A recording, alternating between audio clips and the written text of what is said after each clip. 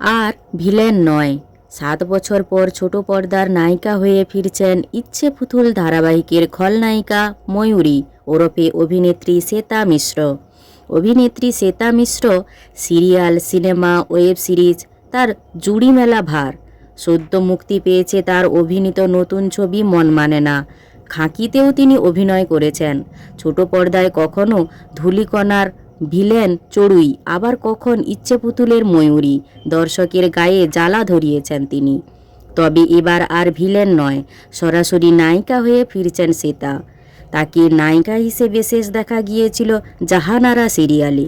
বহু বছর পর আবারও বাংলা সিরিয়ালে শ্বেতা স্টার জলসার ভোলে বাবা পার করেগা ধারাবাহিকের দ্বিতীয় অধ্যায়ের নায়িকা হতে চলেছেন তিনি।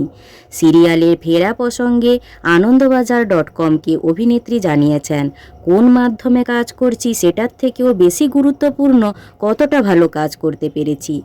এখনও খাঁকি দ্য বেঙ্গল টপার সিরিজে আমার অভিনয় দীপা চরিত্রটি আলোচিত হয়ে থাকে। শ্বেতা আরও জানান, নেতিবাচক চরিত্রের খোলস ছাড়িয়ে যে নতুন ধরনের কাজের সুযোগ এসেছে সেটা নিয়েই আমি খুব খুশি।